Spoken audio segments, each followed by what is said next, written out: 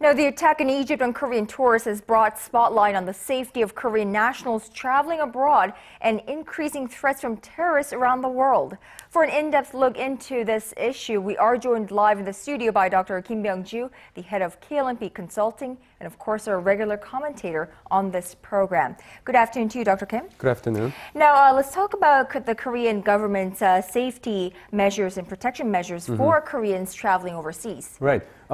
In my own personal belief, Korean government provides one of the world's best set of protection services for the Koreans traveling overseas. To begin with, we have the call center, consular service call center, where you can reach 24 hours a day, 365 days a week, a year, indeed. And you know, every time there's an airplane landing, and if you're carrying a Korean mobile phone, you will get a text message. And I don't know of other countries actually that are providing such a service. And through that the text message, you receive the direct link to those numbers you can call toll-free when there is an emergency situation. So indeed, that center itself has been placed, I think in my recollection, for the past about 10 years, ever since the several incidents, unfortunate incidents that happened during the early 2000s and the following years leading up to 2004. And so this is a big innovation. And I remember even government of Japan actually wanted to learn from that innovation and wanted to emulate it. I don't know whether they actually implemented action itself, but that's for prevention. And after these unfortunate accidents happen, Korean government can send the emergency dispatch team. Usually they're supposed to be there like the following day. And in this case, it happened as planned, and the dispatch team was there on the spot right there, and they take care of all these administrative things so that the victims could be treated quickly and could be sent back home quickly. So there's a long list of services that are available for Korean citizens abroad, and the Korean government is fully ready and committed to providing full set of services. Now, I know that the Korea's foreign ministry has a list of countries with different travel risks. Right. Now, how are they categorized, and where can we find this out? Actually, different countries are categorized in 5 groups: alert, and the caution, and self-restraint, and discouragement from travel, and restricted travel. 5 categories are there. And if you go to by the way, this website is for Korean citizens, so it's in Korean only as far as I know. But www.0404, those are numbers, 0404.go.kr, you have a list of countries that are classified according to these 5 different categories. And currently, 5 countries are on the top list, which the Korean government actually de facto prohibits traveling to. Those countries include Iraq, Afghanistan, Yemen, Somalia, and Syria. So you can find those information with detailed information, not only terror threats, but also the health risks and all that in that website. So it's very comprehensive information source that Korean government provides to the Korean nationals. I wonder where Egypt was classified as. I forgot to check. I think it was probably in the 4th category, the second one from the top.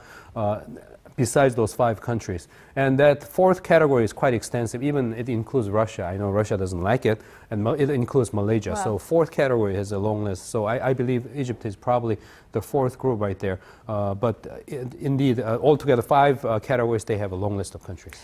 Now, how are the trips to the countries with the highest risk controlled?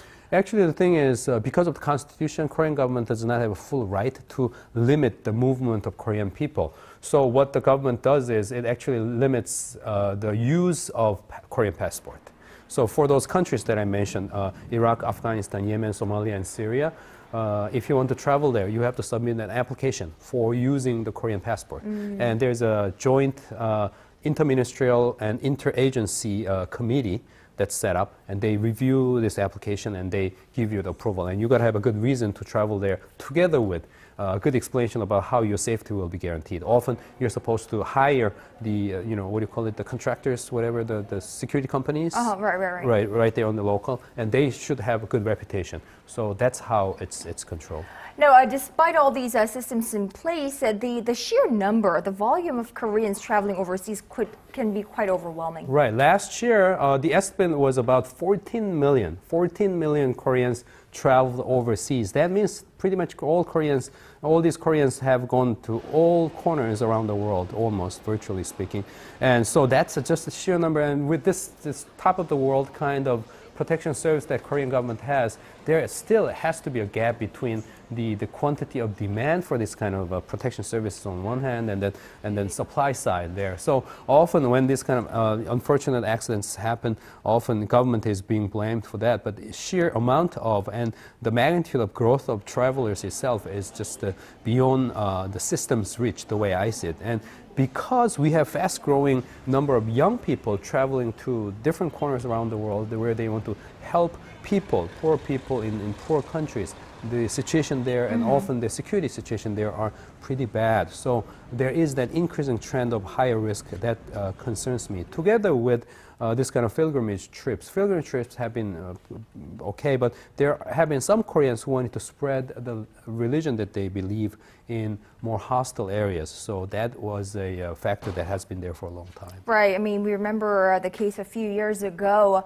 where one person was actually killed during these kind of religious trips. Right. Now, so how could we further enhance the safety of Koreans traveling abroad? The way I see it, despite the fact that Korean government provides comprehensive information about the risk of these countries where Koreans are traveling, there has to be a fundamental change and improvement in the minds of individual Koreans who travel there, the way I see it.